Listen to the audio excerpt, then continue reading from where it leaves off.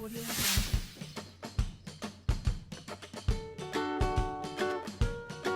tal? Bienvenidos a un nuevo capítulo en esta aventura del saber que nunca termina y que se llama Fall. Este es el capítulo número 18. Lo sé porque he echado la cuenta hace un momento a ver cuántos de esos vídeos hayamos hecho y vaya, debería dar un premio a todo aquel que se los haya visto enteros porque, tío o tía, te mereces el cielo por aguantarme.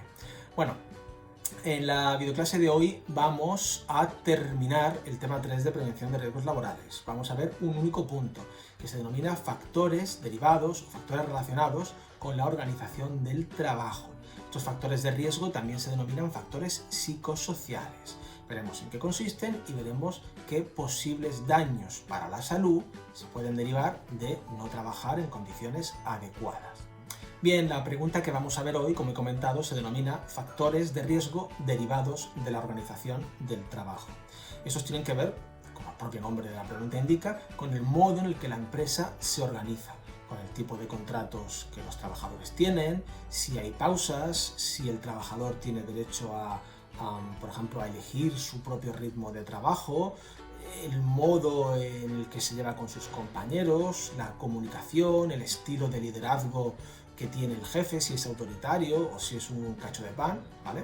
Como digo, es un factor de riesgo curioso, porque siendo uno de los más importantes, sin embargo, desde el punto de vista de la prevención, se le ha dado históricamente poca importancia, se ha estudiado poco.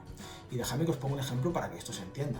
Hemos visto hasta ahora factores de riesgo relacionados con las condiciones de seguridad, es decir, lugares de trabajo, máquinas y herramientas peligrosos. Hemos visto factores de riesgo relacionados con las condiciones medioambientales, es decir, problemas de ruido, iluminación, vibraciones, radiaciones, contaminantes químicos y contaminantes biológicos.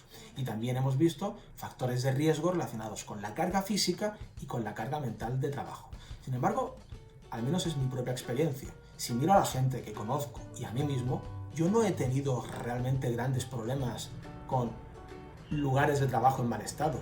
No he tenido problemas con contaminantes químicos ni con contaminantes biológicos, que son en realidad riesgos muy limitados a determinadas profesiones y en aspectos muy concretos de esa profesión.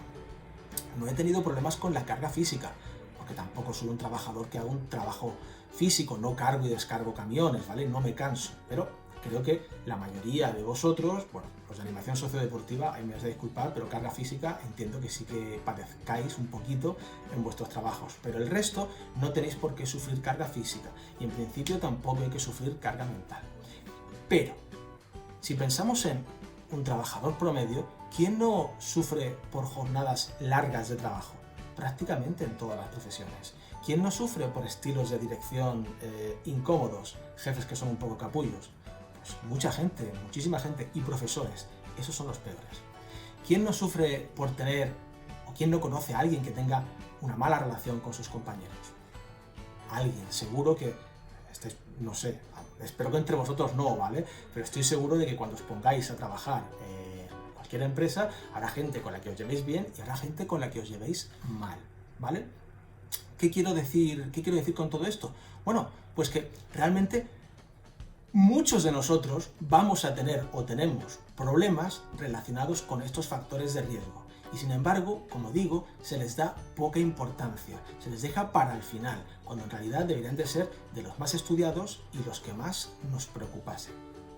Estos factores de riesgo derivados de la organización del trabajo, también denominados factores de riesgo psicosociales, pueden proceder o bien por un lado de la organización del trabajo, del modo en el que el trabajo se desempeñe dentro de una empresa, por ejemplo en largas jornadas, trabajar de noche, tener que trabajar a turnos, como también puede proceder de las propias características personales del trabajador, su nivel de experiencia, si el trabajador quiere que le dejen tranquilo o prefiere seguir órdenes como si fuese un soldadito de plomo, etc. Vamos a ver cada uno de estos aspectos. El primer elemento de riesgo con el que nos encontramos es la propia jornada de trabajo. Hay algunos trabajos que tienen jornadas muy prolongadas. Uno entra por la mañana muy temprano y a veces se va por la noche muy tarde. Y a veces incluso es peor todavía, porque tienes que regresar a tu casa para comer, hacer lo que tengas que hacer en casa, a lo mejor incluso recoger a alguien del colegio si tienes hijos, y después tienes que regresar a trabajar. Esto genera muy alta insatisfacción y puede acabar costándole problemas de salud a la persona que padece esa clase de jornadas. También, por ejemplo, la falta de descansos, la falta de pausas en el puesto de trabajo. No solamente es que sea una obligación legal, ya lo sabéis, a partir de las 6 horas seguidas trabajando, un trabajador de más de 18 años debe de tener legalmente una pausa de 15 minutos, ¿vale? Eso es lo mínimo legal. Ahora bien, ni de coña en todos los trabajos se puede uno aguantar, o sea, puede uno sobrevivir sin hacer pequeñas micropausas, aunque sea para ir al baño o aunque sea para descansar, yo qué sé, fumar un cigarrito, ¿vale? Sé que está horrible lo que estoy diciendo, por favor, no fumes. O no fuméis, ¿vale? Pero soy consciente y todos somos conscientes de que mucha gente necesita esas pequeñas pausas, ¿vale? Pues imaginad un sistema de trabajo en el que esas pausas están absolutamente prohibidas. Eso, al final la gente acaba por petar. Y ojo, no digo que la gente no haga su trabajo. Si tienes que tomarte esa pequeña pausa, luego recupérala, ¿vale? Sé productivo, es decir, sé un buen trabajador, igual que tu jefe tiene que ser un buen jefe. Pero insisto, falta de pausas, falta de descansos, equivale a mala salud. También, y en relación con la jornada, tenemos problemas o podemos tener problemas en el caso de trabajar a turnos o bien trabajar de noche, en jornadas nocturnas. Por lo que respecta a trabajar a turnos, es un coñazo y cualquier persona que lo tenga que hacer lo sabe. En general la gente no quiere trabajar a turnos y la prueba está en que las personas que trabajan a turnos cobran en su nómina un complemento por trabajar a turnos. O sea que algo malo tiene que tener para que te paguen por ello, ¿verdad? No te pagan por probar dulces, sino que te pagan más por tener que trabajar a turnos, que es lo peor. Y con respecto a trabajar de noche, pues aquí hay opiniones al respecto. A lo mejor tú, que me estás escuchando, dices, a mí me encantaría, Pepe, trabajar de noche, ¿vale? Soy un ave nocturna, me gusta levantarme tarde, me gusta acostarme también tarde y yo no me importaría trabajar de noche. Perfecto, chapó, bien por ti. Pero debes de saber que el ser humano no está adaptado para vivir naturalmente de noche. Llevamos millones de años en la Tierra y no nos hemos acostumbrado hasta hace pocos siglos, gracias a la luz eléctrica, a comenzar a vivir de noche. Por lo tanto, no estamos biológicamente preparados para trabajar de noche, lo cual hace que cuando alguien se acostumbra a vivir de noche, su salud se acabe resintiendo, ¿vale? Y en general, la salud de una persona nocturna suele ser de promedio peor que una persona que vive y que hace su vida de día, ¿vale? Que le da la luz del sol. Ahora ya esto es una decisión personal de cada uno. Yo, mira, Pepe, odio la luz del sol, soy un vampiro. Perfecto, de acuerdo. Y si te dan un puesto de trabajo que trabajes de noche, serás la persona más feliz del mundo. Pero que sepas que también conlleva sus riesgos para la salud. Otro aspecto que afecta a la salud del trabajador es la propia organización del trabajo, el modo en el que el trabajo se configura. Por ejemplo, en trabajos temporales, trabajos precarios o en trabajos mal pagados, con bajos salarios.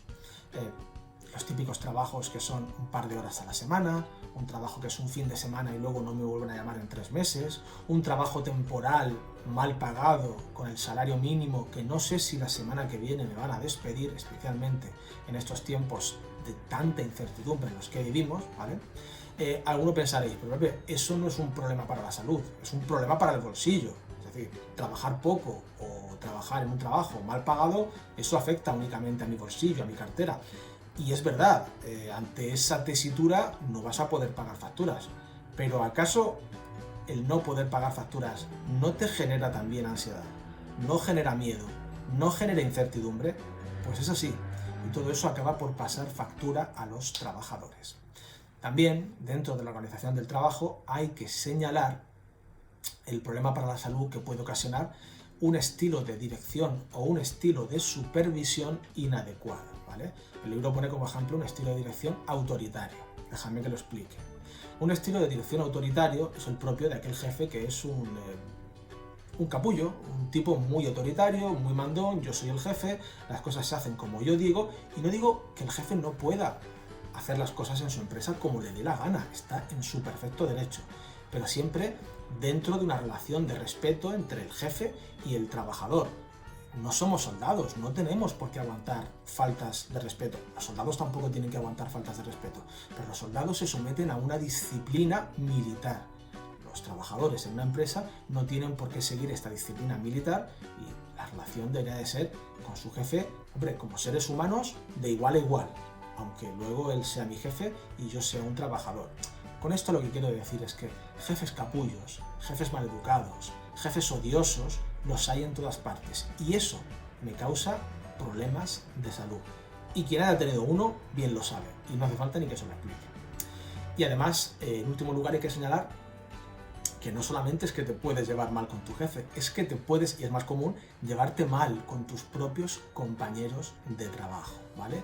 Y de hecho, eso sí que es un problema. Eso es un problema muy grande y eso sí que causa muchos problemas de salud. Porque al fin y al cabo, si uno se lleva mal con los compañeros, pero bueno, está en su mesa, en su ordenador, trabajando, me relaciono lo menos posible con ellos, bueno, pues voy pasando las horas del día lo mejor que puedo. Pero si mi trabajo consiste en relacionarme todo el día con mis compañeros y los odio, pues entonces hay un gran problema y ese problema es compartido. Y un buen jefe lo que debería de hacer es no lavarse las manos y decir, bueno, que se arreglen, que para eso les pago y a mí tal y que con que hagan bien su trabajo me da igual, el resto me la suda. Es una muy mala mentalidad, es una muy mala línea de pensamiento esa, porque si tus trabajadores se llevan mal, el trabajo al final se va a acabar viendo afectado, se va a ver resentido. Así que mucho ojito con las malas relaciones personales, hay que hacer lo posible por cuidarlas. Un tercer aspecto relacionado con estos factores de riesgo psicosociales son las características del propio trabajo. Me refiero en concreto a tener un puesto de trabajo que sea aburrido, que sea repetitivo o que sea monótono, ¿vale? Esto puede parecer que no es un factor de riesgo, ¿vale? Pues por ejemplo, mi trabajo es aburrido y que me pagan por hacerlo, pues lo hago, punto. ¿Qué me va a pasar? Bueno, pues lo cierto es que te pueden pasar algunas cosas. Puede que un trabajo aburrido durante días, semanas o durante meses no te cause ningún problema directo a la salud. Pero de manera indirecta, si este trabajo se prolonga en el tiempo, te va a acabar generando insatisfacción laboral, que es un problema de salud. Porque la insatisfacción laboral al final lo que hace es que el trabajo se haga mal, que uno se desapegue y que uno vaya poniendo las bases pues, para desarrollar otras enfermedades y otros problemas de salud más importantes, ¿vale? No digo que sea tan peligroso como una explosión, al menos no de manera directa, pero aquellas personas que tienen trabajos repetitivos, monótonos y aburridos acaban por odiar su puesto de trabajo y ese odio desde luego que no es nada sano. También hay que hacer referencia a la autonomía en el trabajo, o más bien la falta de autonomía, ¿vale? Pensad, por ejemplo, un puesto de trabajo en el que tengo que hacer absolutamente todo del modo exacto y preciso en el que me indiquen. Y yo no tengo ninguna libertad, ninguna capacidad de decisión sobre cómo se hace mi trabajo. De nuevo, esto es como todo. Habrá gente a la que no le importa, o sea, hay gente a la que únicamente quiere obedecer las órdenes que le dan, cumplir con sus trámites, hacer el trabajo que le mandan, volver a casa y ponerse la tele. Perfecto. Pero luego hay otras personas que realmente necesitan sentirse un poco dueñas de su trabajo y hacer las cosas, deja, que yo esto lo hago como yo sé, ¿vale? Pues oye, hazlo como tú sabes, porque vas a disfrutar más haciendo el trabajo del modo en que tú sabes que siguiendo como un papagayo las órdenes de otra persona que a lo mejor no tiene ni idea de lo que te está diciendo, ¿vale? La falta de autonomía puede ser un riesgo para algunas personas, al igual que ritmos de trabajo elevados, ¿vale? Si en mi trabajo tengo autonomía, pero resulta que me mandan mucho trabajo o el ritmo es muy elevado, venga, que esto tiene que salir ya, pues al final eso también acaba por generar insatisfacción laboral. Finalmente, las propias características personales del trabajador pueden suponer un riesgo para el trabajador, son un riesgo psicosocial. Pensad, por ejemplo, un trabajador que tiene una muy elevada formación, que tiene experiencia, que tiene capacidad, pero sin embargo él piensa, oye, todo lo que yo valgo y la mierda de puesto de trabajo que tengo, ¿verdad? A lo mejor es una persona que tiene, qué sé yo, 3 carreras, 9 doctorados, un montón de experiencia y además tiene, yo qué sé, todos los Pokémon en la Pokédex, ¿vale? O sea, el tío es la caña. Pero sin embargo luego, el pobre hombre o la pobre mujer resulta que tiene un puesto de trabajo que él considera que está por debajo de lo que él o ella vale. Pues eso también le va a generar insatisfacción.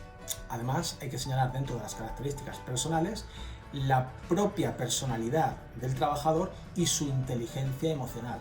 Mirad, rápidamente, hay personas que son muy perfeccionistas, ¿vale? Que si no pueden en su puesto de trabajo ser todo lo perfeccionistas que quieren, les va a entrar ansiedad y les va a entrar ahí como una sensación de incomodidad por no poder hacer las cosas como ellos quieren.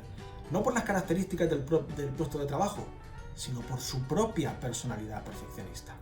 Y por lo que respecta a la inteligencia emocional, pues pensad aquellas personas que, bueno, pues por su forma de ser, pues no se adaptan a quizás determinadas bromas, determinados comentarios, sin ningún tipo de mala intención, ¿vale? Pero pensad, por ejemplo, unas personas que no entienden el sarcasmo, o que no tienen habilidades sociales, o que no tienen la inteligencia emocional como para poder trabajar bien en un contexto, en un grupo de trabajo, en un equipo de trabajo, ¿vale? Si tú careces de esa inteligencia emocional, o si eres incapaz, por ejemplo, de aguantarte el rencor, o eres incapaz de aguantarte remordimientos, o si eres incapaz de, por ejemplo, aceptar una crítica, ¿de acuerdo? Pues hombre, esa falta de inteligencia emocional, esa falta de madurez, te puede acabar pasando, aunque no sea culpa tuya, no es como es, pero puede acabar pasándote factura, puede suponer un peligro para tu salud. En cuanto a las medidas de prevención y protección para evitar estos riesgos psicosociales, nos encontramos las siguientes. En primer lugar, y para hacer frente a los riesgos relacionados con la jornada, pues hombre, me parece lógico no hacer jornadas demasiado prolongadas. Fomentar, si es posible, jornadas continuas o jornadas reducidas allá donde sea posible. También programar descansos que sean de la suficiente cantidad y de la suficiente calidad. Es decir, no descansos de un minutillo y medio, sino si es necesario de periodos más largos. En el caso de trabajar a turnos, bueno, pues que los turnos, los trabajadores en la medida de lo posible se puedan organizar entre ellos a la hora de escogerlos y que puedan conocer con la suficiente antelación cuándo les va a tocar cada turno. En cuanto a las medidas para evitar los problemas relacionados con la organización del trabajo, bueno, pues las siguientes. A ser posible, pagar salarios justos a los trabajadores. Evitar la temporalidad, fomentar la contratación indefinida y evitar ambigüedades en el contrato. Es decir, no contratar a alguien y decirle, mira, te vamos a tener aquí a prueba y ya veremos si funcionas, ya veremos si vales. No, mantén el tiempo suficiente, hazle un contrato indefinido que además debería no, es la norma en España. En España todos los contratos tienen que ser indefinidos, excepto en una serie de supuestos que ya vimos en su momento. También fomentar estilos de dirección, estilos de liderazgo que sean positivos, ¿vale? Que no sea el jefe un sargento autoritario, sino una persona con la cual se pueda hablar, con la que se pueda dialogar, ¿vale? Llegar a consensos con él. Y también mejorar la calidad de las relaciones sociales dentro de la empresa entre los trabajadores, ¿vale? Intentar fomentar, bueno, pues no digo que todos seamos los mejores amiguitos, pero al menos que no nos matemos entre nosotros. En cuanto a las medidas de prevención y protección respecto a las características del puesto de trabajo, bueno, oye, intentar que el trabajo sea menos repetitivo, que sea menos monótono. ¿Esto cómo se logra? Bueno, pues enriqueciéndolo de diversas maneras, de diversas formas. Por ejemplo, rotando en los puestos de trabajo. Pensad, por ejemplo, en una hamburguesería, o pensad, por ejemplo, en un hospital. Bueno, un trabajador no tiene que hacer lo mismo, únicamente una actividad, una labor, sino que puede rotar con otros compañeros para desempeñar otros puestos de trabajo o dentro del mismo puesto de trabajo, rotar dentro de las tareas, ¿de acuerdo? Se trata de enriquecer dicha tarea. Y en cuanto a las maneras para prevenir o para protegernos, en cuanto a las características personales de un trabajador, bueno, esto es simplemente formarle y capacitarle. Es decir, si el trabajador resulta que no tiene la formación necesaria para desempeñar el puesto de trabajo y eso le causa ansiedad y eso le causa problemas, pues que reciba la formación y por supuesto complementarlo con adecuados procesos de selección. En cuanto a los posibles daños que estos factores psicosociales pueden causar a nuestra salud, el libro recoge 4, que son insatisfacción laboral, burnout, estrés y mobbing o acoso laboral. Por lo que respecta al primero, a la insatisfacción laboral, no la voy a explicar en este vídeo porque ya la expliqué, ¿vale? A lo mejor alguno se acuerda, Pero en el tema 1 de prevención de riesgos laborales, el punto 3.4 se denomina insatisfacción laboral. Ya la vimos con relativa profundidad y simplemente comento. Insatisfacción laboral viene a ser la diferencia entre lo que uno espera del trabajo y la realidad. Uno espera cobrar mucho y cobra una mierda. Uno espera llevarse bien con los compañeros y se lleva mal. Uno espera tener un jefe comprensivo y se encuentra conmigo, ¿vale? Pues esta diferencia entre lo que uno espera, lo que realmente hay y la importancia que le dé a esos dos factores, pues bueno, determina una mayor o una menor insatisfacción laboral, germen de lo que es el burnout y el estrés que vemos a continuación. El segundo de los daños que estos factores de riesgo psicosociales pueden causar al trabajador se denomina burnout, ¿vale? O síndrome del quemado. ¿Qué es el burnout? Bueno, pues el burnout es básicamente una insatisfacción laboral a lo bestia, ¿vale? O sea, estar muy insatisfecho con tu trabajo y además estarlo durante mucho tiempo, ¿vale? No conviene confundir una cosa con la otra. El burnout viene después de una gran insatisfacción y produce los siguientes efectos que la insatisfacción laboral por sí sola no suele causar. En primer lugar, agotamiento mental, ¿vale? Es decir, ya no puedo más, no aguanto más con ese trabajo, te levantas un lunes por la... Bueno, no es que te levantes un lunes por la mañana deprimido porque tienes que levantarte para ir a trabajar, es que el sábado por la noche ya estás diciendo, madre mía, que el lunes tengo que ir a trabajar y tengo que ver a este tío y a estos clientes, y lo odio.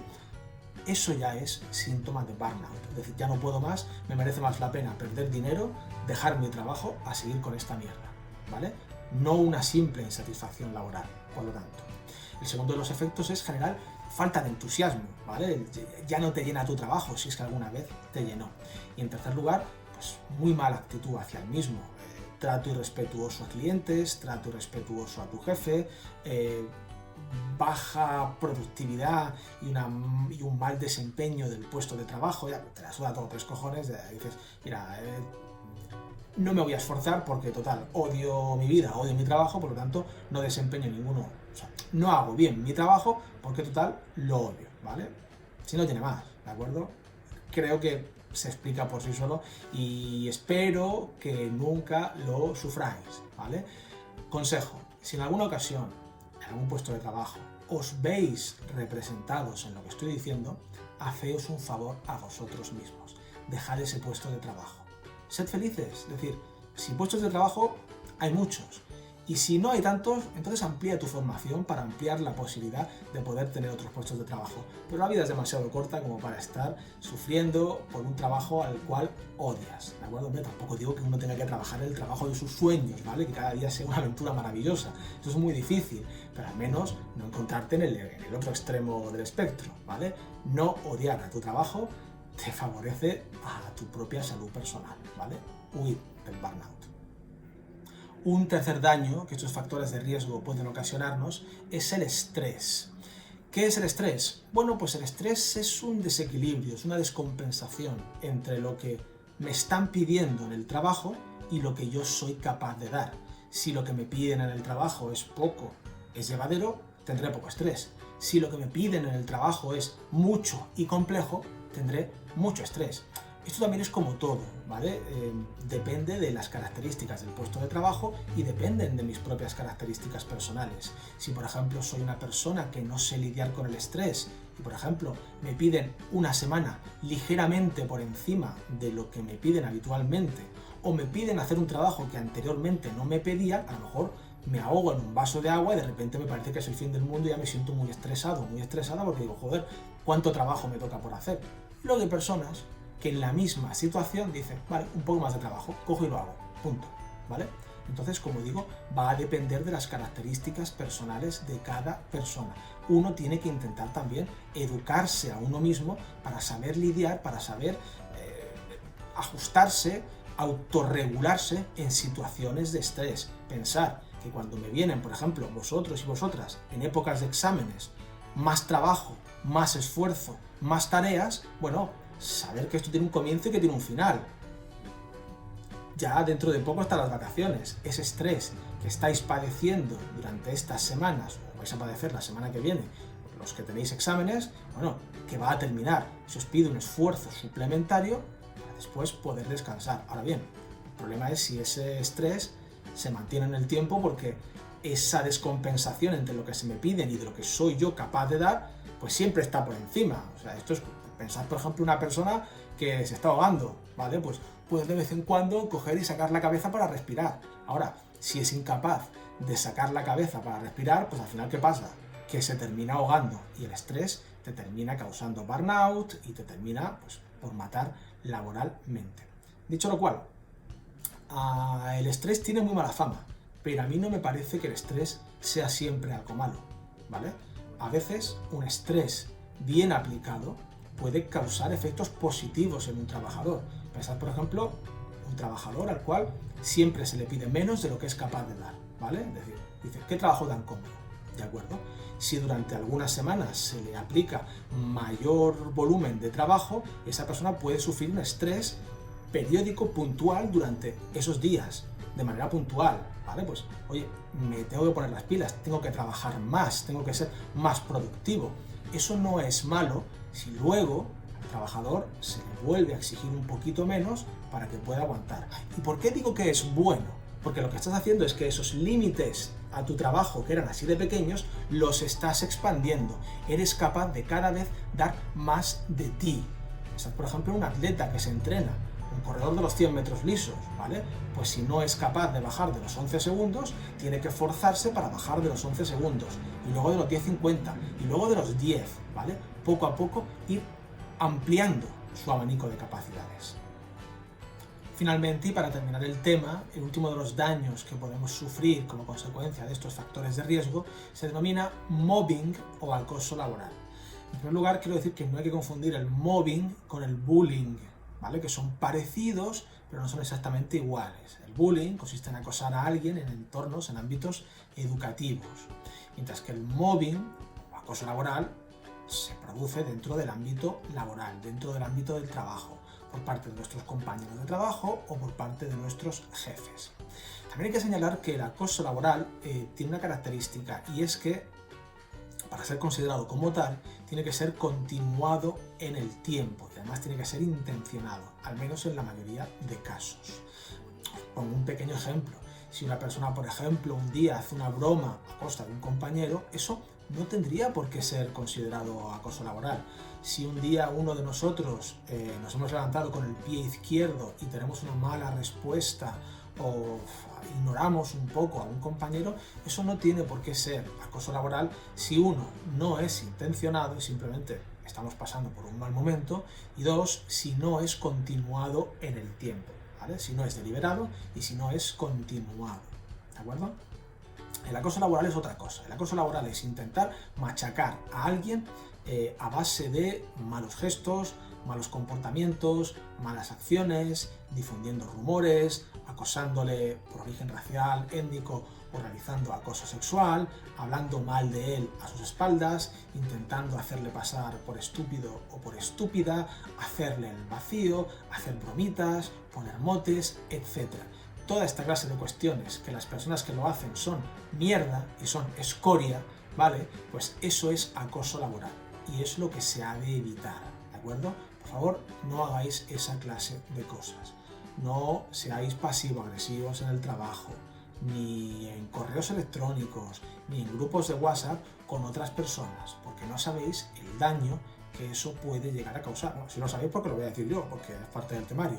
Los daños que puede causar el acoso laboral, pues son daños que me pueden causar insomnio, me pueden causar problemas gástricos, me pueden causar ansiedad, me pueden causar depresión, y bueno, una serie de cuestiones que también, pues, junto a estas otras, pues como digo, que no son nada agradables, ¿vale? Pensamientos que a nadie le gusta tener. Así que, nada, con esto doy por finalizado esta pregunta y doy por finalizado este tema. Y ya está, se ha quedado buena tarde y hemos terminado el tema. Creo que se me ha hecho más largo de lo habitual, no sé qué me pasa, que siempre que tengo que explicar algo que es breve, al final me acabo extendiendo muchísimo. Y cuando tengo que explicar algo que es largo, al final lo acabo concentrando y lo explico de mala manera. Bueno, pues perdón, ¿vale? Hago lo que puedo. En fin, como siempre, dudas, etcétera, etcétera, etcétera, las voy a hacer a través de Edmodo o al correo electrónico. Mucha suerte a los que la semana que viene tenéis exámenes, o si estáis teniendo exámenes esta semana, pues también mucha suerte, mucho ánimo, a por ello, venga un último esfuerzo que ya queda poquito, ¿vale? Así que nada, chicos y chicas, cuidaos, descansad, dormid bien por la noche, alimentaos adecuadamente, salid que os dé un poco el aire, con mascarilla, si vais a estar en una zona en la que no podáis guardar distanciamiento social. Y bueno, la semana que viene regresamos con otro tema. Aún no he decidido si voy a explicar algo de primeros auxilios, porque hay dos grupos de interacción social, que en segundo vais a ver primeros auxilios, y las chicas de MECO, que ya estáis dando primeros auxilios con Daniel, o si empezaremos ya directamente con el bloque de orientación laboral, currículum, carta de presentación y entrevista, en todo caso, la semana que viene nos entraremos. Así que nada, hasta luego.